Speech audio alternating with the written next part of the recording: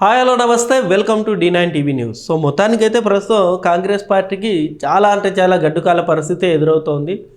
So మనందరికీ తెలుసు Congress party ఎన్నికలప్పుడు అనేక హామీలు అనేవి కూడా ఇవ్వడం జరిగింది. ఏది ఫ్రీ బస్ దగ్గర నుండి రైతు రుణమాఫీ, రైతు భరోసా, ఇందిరమ్మ ఇల్లు, కొత్త రేషన్ కార్డులు, ఆ దీపం పథకం కింద సిలిండర్లు, ఇవే కాకుండా ఇటు తులం బంగారము, ₹1,00,000 షాదీ ముబారక్, అదే ఈ పెళ్ళిళ్ళప్పుడు ఈ తులం బంగారము ₹1,00,000 ఇస్తామన్నారు. ఇంకా అనేక ఉన్నాయి. ఇవేవి కూడా సంపూర్ణంగా కాంగ్రెస్ పార్టీ ఇంతవరకు ఇంప్లిమెంట్ చేయలేదు. సో దీంతో ప్రస్తుతం కాంగ్రెస్ పార్టీ మీద భయంకర వ్యతిరేకత అనేది కూడా ఏర్పడిపోయింది ఆల్రెడీ. రైతులు కూడా చాలా వ్యతిరేకిస్తున్నారు ప్రస్తుతం కాంగ్రెస్ పార్టీని. ఎందుకంటే వాళ్ళు కావాల్సింది రైతు రుణమాఫీ చేయాలి, కంప్లీట్గా రుణమాఫీ అనేది చేయాలి. అది కంప్లీట్ చేయలేదు. కొంతమందికి హాఫ్ అమౌంట్ అనేది మాఫీ అయింది, మిగతా హాఫ్ అలాగే ఉంది.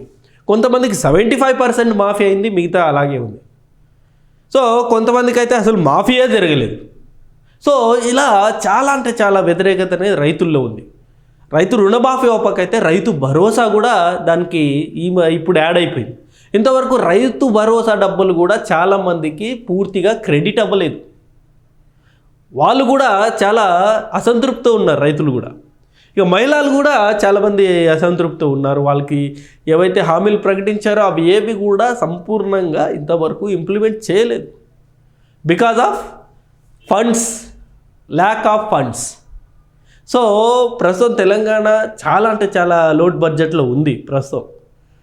సో ఇది ఒక పక్క అంశం అయితే, మరో పక్క వచ్చేసి ఎవరైతే గతంలో 10 మంది ఎమ్మెల్యేలు బీఆర్ఎస్ పార్టీ నుండి కాంగ్రెస్ పార్టీకి జంప్ అయ్యారో వాళ్ళు ఇప్పుడు అందరూ కూడా మళ్ళీ ఇప్పుడు అదే కాంగ్రెస్ పార్టీ నుండి బీఆర్ఎస్ పార్టీలోకి రిటర్న్ జంప్ అవ్వడానికి సిద్ధమయ్యారు. ఇది ప్రస్తుతం తెలంగాణలో హాట్ న్యూస్. ఎందుకంటే ఇది వరకు మనం మాట్లాడుకున్నట్టు కాంగ్రెస్ పార్టీ మీద రోజుకి వ్యతిరేకత అనేది భయంకరంగా పెరుగుతోంది. కాబట్టి ఆ వ్యతిరేకత అలాగే కొనసాగితే భవిష్యత్తులో ఈ 10 మందికి కూడా ఇబ్బందికర పరిస్థితులు ఏర్పడుతుంది. కాబట్టి ముందుగానే ఈ 10 మంది గ్రహించి ఆ కాంగ్రెస్ పార్టీ నుండి మళ్ళీ బీఆర్ఎస్ జంప్ అవ్వడానికి చాలా సిద్ధమయ్యారని అయితే చాలా స్పష్టంగా అర్థమవుతుంది. ఎందుకంటే ఇప్పుడు ఈ అంశం, ఈ 10 మంది ఎవరైతే పార్టీ ఫిరాయించారో ఈ అంశం అనేది కూడా ఒక కొలిక్కి వచ్చేలాగానే కనబడుతుంది. మనం చూస్తూ ఉన్నాం. ప్రస్తుతం వచ్చేసి సుప్రీంకోర్టు కూడా ఈ అంశం మీద చాలా సీరియస్గా ఉంది. ఆల్రెడీ స్పీకర్ గారికి 2-3 సార్లు ఆదేశాలు అనేది ఇచ్చింది. మీరు ఏ టైం వరకు మీరు వీళ్ళ మీద యాక్షన్ తీసుకుంటారు, వీళ్ళని ఎందుకని మీరు ఇంతవరకు వీళ్ళ మీద యాక్షన్ తీసుకోలేదని చెప్పేసి ఇప్పటికీ 2-3 సార్లు సుప్రీంకోర్టు తెలంగాణ స్పీకర్ గారికి ఆదేశాలు అనేది ఇచ్చింది. బట్ స్పీకర్ గారు ఇంకా దాన్ని డిలే చేస్తూ ఉన్నారు.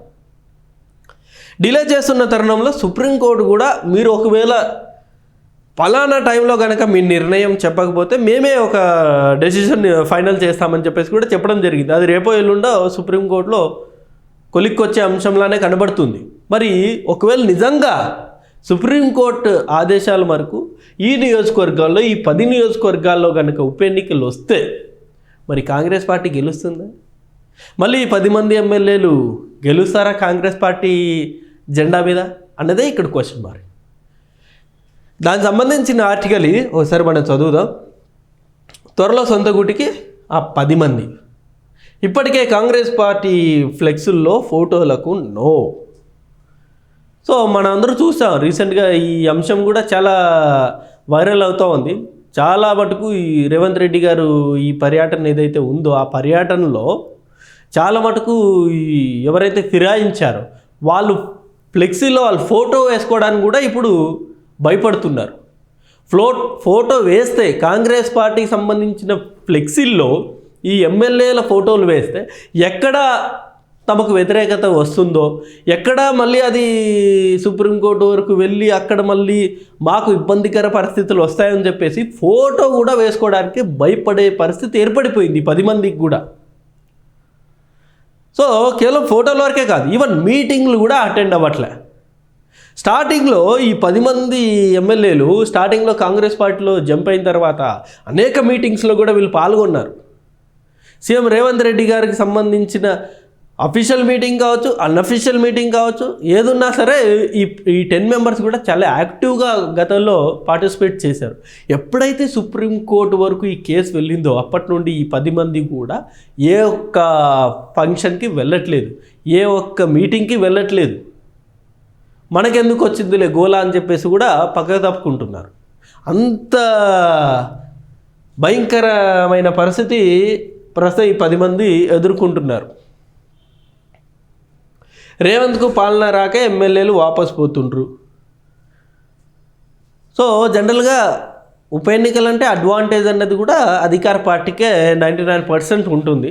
ఎందుకంటే ఆబ్వియస్లీ అధికారంలో ఏ పార్టీ ఉంటే ఆ పార్టీకే ఉప ఎన్నికల్లో గెలిచే అవకాశాలు దాదాపుగా ఉంటాయి. ఎందుకంటే మళ్ళీ అధికారంలో ఉన్న పార్టీని కాకుండా ప్రతిపక్షంలో ఉన్న పార్టీ ఎమ్మెల్యేని గెలిపిస్తే మళ్ళీ ఈ నియోజకవర్గానికి ఏ నిధులు రావని చెప్పేసి ప్రజలు స్వతహాగానే వాళ్ళు బ్లైండ్గా ఫిక్స్ అయిపోతారు. ఇప్పుడు కాంగ్రెస్ పార్టీ అధికారంలో ఉంది, ఈ ఉప ఎన్నికలు వచ్చాయనుకోండి, ఇక కాంగ్రెస్ పార్టీ ఎమ్మెల్యేని కాకుండా బీఆర్ఎస్ పార్టీ ఎమ్మెల్యేని గెలిపిస్తే ఆ నియోజకవర్గానికి సంబంధించి రావాల్సిన నిధులు కావచ్చు, జరగాల్సిన పనులు కావచ్చు, ఏవి కూడా జరగవు. కాబట్టి అధికారంలో ఉన్న పార్టీ ఎమ్మెల్యే గెలిస్తే మటుకు మనకి ఎంతో కొంత లాభం ఉంటుందని చెప్పేసి ప్రజలు బ్లైండ్గా ఫిక్స్ అయిపోయి అధికార పార్టీ ఎమ్మెల్యేలనే గెలిపిస్తారు అక్కడ. అది ఏంటి, ఆ పార్టీ ప్రస్తుతం రూలింగ్లో ఉన్న పార్టీ మీద ప్రజలకు కొంత సానుభూతి ఉంటే అలా ఆలోచిస్తారు. వ్యతిరేకత ఉంటే మటుకు ఇక వ్యతిరేకతని భయంకరంగా చూపించేస్తారు. సో ఇప్పుడు బీఆర్ఎస్ పార్టీ ప్రస్తుతం మనం చూస్తూనే ఉన్నాం, ఎంతో కొంత ఈ కాంగ్రెస్ పార్టీ మీద ఉన్న వ్యతిరేకతని ఎంతో కొంత పెంచగలిగింది. ఇప్పుడు కాంగ్రెస్ పార్టీ మీద ఇవాళ ఈ వ్యతిరేకత అనేది భయంకరమైన స్థాయికి వెళ్ళిందంటే దానికి అనేక కారణాలు ఉన్నాయి. ఓ పక్క ఫండ్స్ అనేవి లేవు, ఓ పక్క సీఎం రేవంత్ రెడ్డి గారికి కింద స్థాయిలో మంత్రుల వీళ్ళకు ఆ కమ్యూనికేషన్ గ్యాప్ కూడా ఏర్పడిపోయిందని చెప్పేసి కూడా చాలా న్యూస్ అనేవి వస్తూ ఉన్నాయి. అనేక కారణాలు ఉన్నాయి.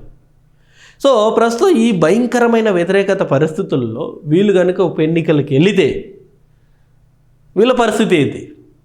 కాంగ్రెస్ పార్టీ జెండా మీద మళ్ళీ గెలిచే అవకాశం ఉందా? ఒకవేళ గెలవాలి అంటే కొన్ని కోట్లు అనేది మళ్ళీ ఖర్చు పెట్టాలి. అంత ఈజీగా గెలుపు అనేది రాదు. అధికార పార్టీ అండ ఉన్నా సరే అంత ఈజీగా గెలుపు రాదు. ప్రస్తుతం వ్యతిరేకత అనేది ఉంది కాబట్టి మళ్ళీ కొన్ని కోట్లు అనేది ఖర్చు పెట్టుకోవాలి. ఎవరు పెట్టుకుంటారు మళ్ళీ ఈ 10 మందిలో? ఆల్రెడీ మొన్నే ఒక సంవత్సరం క్రితమే కొన్ని పదుల సంఖ్యలో కోట్లు ఖర్చు పెట్టి వీళ్ళు గెలవడం జరిగింది. మళ్ళీ ఇప్పుడు అదే 20 కోట్లు, 30 కోట్లు, 40 కోట్లు మళ్ళీ ఖర్చు పెట్టి గెలవాలంటే మళ్ళీ హైలీ ఇంపాసిబుల్ కదా. సో ఇవన్నీ కూడా వీళ్ళు ఆలోచిస్తున్నారు ఈ 10 మంది కూడా. ఎందుకు వచ్చిన రిస్క్ మళ్ళీ బీఆర్ఎస్ పార్టీకి రిటర్న్ వెళ్ళిపోయి ఏదో కేసీఆర్ గారి దగ్గరికి వెళ్ళి ఏదో ఆశపడి వెళ్ళిపోయామనో, లేకపోతే ఏదో ఒక రీజన్ తోటి ఆయన దగ్గరికి వెళ్తే ఆయనే చేర్చుకుంటారు. గెలిచిన ఎమ్మెల్యేలను అయితే ఆయన పొమ్మనలేడు కదా. ఖచ్చితంగా మళ్ళీ బీఆర్ఎస్లో ఆయన చేర్చుకోవాల్సిందే కదా. ఎందుకు ఆయనకి ఒకవేళ ఈ 10 మంది కూడా మళ్ళీ బీఆర్ఎస్ పార్టీకి వచ్చేస్తే ఆయన బలం కూడా పెరుగుతుంది కదా, అది కూడా అలా ఆలోచిస్తారు కదా. సో ఎందుకులే ఇక కాంగ్రెస్ పార్టీలో ఉన్న రోజులు కూడా మనకి రిస్కే కదా అని చెప్పేసి కూడా ఇప్పుడు ఆలోచించే పరిస్థితి ఏర్పడిపోయింది. కేటీఆర్కు రేవంత్ భయపడుతున్నాడు, అందుకే ఇంకా అరెస్ట్ చేయట్లేదు. ఇదైతే ఓ రకంగా చాలామంది నిజమే అనుకుంటున్నారు. ఎందుకంటే కేటీఆర్ గారిని గతంలో మనం చూసాం, రేపు అరెస్ట్, ఎల్లుండి అరెస్ట్, లేకపోతే ఇదిగో గంటలో అరెస్ట్ చేయబోతున్నారు. ఆ బీఆర్ఎస్ పార్టీ ఆఫీస్ దగ్గర కొన్ని వందల మంది పోలీసులు వచ్చేసారు. అనేక మంది ఎమ్మెల్యేల ఇంటి దగ్గరికి పోలీసులు చేరుకున్నారంటే ఇక కేటీఆర్ గారిని అరెస్ట్ చేసేస్తారు అని చెప్పేసి గతంలో చాలా బ్రేకింగ్ న్యూస్లు వచ్చాయి. అవి ఏవి కూడా ఇప్పుడు లేవు, మొత్తం కంప్లీట్ సైలెంట్, జీరో. అసలు కేటీఆర్ గారి మీద కేసు ఉంది అని కూడా ఎవరు ఆలోచించట్లే ఇప్పుడు. అలాంటి పరిస్థితి వచ్చేసింది ఇప్పుడు. ఎందుకంటే ఒకవేళ ప్రస్తుతం ఉన్న పరిస్థితుల్లో కేటీఆర్ని కనుక కాంగ్రెస్ పార్టీ అరెస్ట్ చేపిస్తే కాంగ్రెస్ పార్టీ మీద వ్యతిరేకత అనేది ఇంకా పెరిగి కేటీఆర్ గారి మీద సానుభూతి అనేది కూడా వర్కౌట్ అవుతుంది అన్నది ఇప్పుడు ప్రస్తుతం కాంగ్రెస్ పార్టీ అధిష్టానం ఆలోచిస్తున్న మాట. సో ఈ అంశం కొరకే వీళ్ళు ఇప్పుడు ప్రస్తుతం వచ్చేసి కేటీఆర్ గారి మీద ఎలాంటి యాక్షన్ అనేది తీసుకోవట్లేదు. ఏసీబీ కేసుతో కేంద్రానికి ఏం సంబంధం? సో అప్పుడప్పుడు బీజేపీ వాళ్ళు మీరు కేటీఆర్ని ఎందుకు అరెస్ట్ చేయట్లేదు అది ఇది అని క్వశ్చన్ చేస్తే అసలు కేంద్రం మాకు పూర్తిగా వ్యతిరేకిస్తోంది, ఇటు బీఆర్ఎస్ బీజేపీ ఒకటయ్యాయి కాబట్టి మేము అరెస్ట్ చేయలేకపోతున్నామని చెప్పేసి కూడా కాంగ్రెస్ నాయకులు చెప్తున్నారు కదా. దాన్ని రఘునందన్ రావు గారు చాలా స్పష్టంగా కౌంటర్ ఇచ్చారు. అసలు కేసు వేసింది ఏసీబీ ఎవరి పరిధిలో ఉంటుంది? రాష్ట్ర పరిధిలో ఉంటుంది. మరి ఏసీబీ ఎందుకని అరెస్ట్ చేయట్లేదు కేటీఆర్ గారిని? మీరు ఎందుకని మాటకు వస్తే సెంట్రల్ మీద తోసేస్తున్నారు అని చెప్పేసి కూడా రఘునందన్ రావు గారు రీసెంట్గా చాలా ఫైర్ అయ్యారు. మరి చూద్దాం. నిజంగా ప్రస్తుతం అయితే చాలా గడ్డుకాల పరిస్థితుల్లో ఉంది కాంగ్రెస్ పార్టీ. ఇటు జంప్ అయిన ఎమ్మెల్యేల విషయంలో కావచ్చు, లేకపోతే ఆ స్కీమ్స్ ఇంప్లిమెంట్ విషయంలో కావచ్చు, చాలా దారుణమైన పరిస్థితి ఎదుర్కొంటూ ఉంది. మరి చూద్దాం ఏమవుతుందో. ఇది అంశం అండి. ఈ అంశం మీద మీ అభిప్రాయం కూడా కింద కామెంట్ రూపంలో తెలియజేయండి. Thank you for watching this video. Thank you.